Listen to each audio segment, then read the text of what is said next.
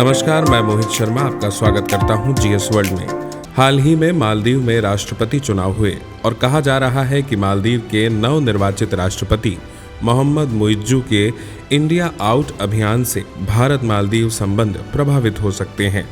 आइए सबसे पहले मालदीव के नए राष्ट्रपति के इंडिया आउट अभियान को समझ लेते हैं। 2013 में अब्दुल्ला यामीन के सत्ता में आ जाने के साथ भारत मालदीव संबंधों में गिरावट आई, क्योंकि लोकतंत्र पर उनकी सख्ती, चीन के प्रति निकटता और भारत विरोधी बयानबाजी तेज हो गई थी। लेकिन जब 2018 में एक नए राष्ट्रपति इब्राहिम सोलिह को चुना गया तो उन्होंने तुरंत इंडिया फर्स्ट नीति शुरू करके रिश्तों को बेहतर बनाने के लिए काम किया।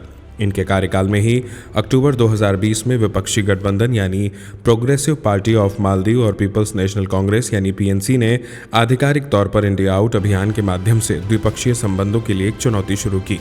यह अभियान लोकतांत्रिक परिवर्तन के समानांतर और भारत की विस्तारवादी महत्वाकांक्षाओं के आरोपों के बीच पहले से ही प्रचलित भारत विरोधी भावनाओं का फायदा उठाने का प्रयास करता है। इंडिया आउट का उद्देश्य मालदीव में भारत के निवेश, दोनों के बीच रक्षा साझेदारी और भारत के नेट सुरक्षा प्रावधानों के प्रति संदेह पैदा करके और अधिक नफरत को बढ़ावा देना है। इस अभियान के पीछे दोनों राजनीतिक दलों का नेतृत्व यामीन कर रहे हैं। यामीन के जेल में बंद होने के कारण उनके ही समर्थित उम्मीदवार मोहम्मद मुइज्जू ने इस भारत विरोधी अभियान को अपना ध्येय वाक्य बनाया और इस बार मालदीव की सत्ता हासिल की है। यही वजह है कि अब भारत और विश्व के कई विदेश मामलों के जानकार इसे भारत के लिए चिंताजनक स्थिति बता रहे हैं। यह समझ लेते हैं कि मालदीव, जो कि एक छोटा द्वीपीय देश है, उसका महत्व इतना है क्यों। भारत के लिए मालदीव की हिंद महासागर में अवस्थिति का अत्यंत ही सामरिक महत्व है। मालदीव आतंकवाद, खुले समुद्र में समुद्र डकैती, मादक पदार्थों की तस्करी, नशीले पदार्थों और अन्य समुद्री अपराध के खिलाफ रक्षा की पहली पंक्ति है। और वैसे भी मालदीव मिनिकॉय से बमुश्किल 70 समुद्री मील और भारत के पश्चिमी तट से केवल 300 समुद्री मील दूर है।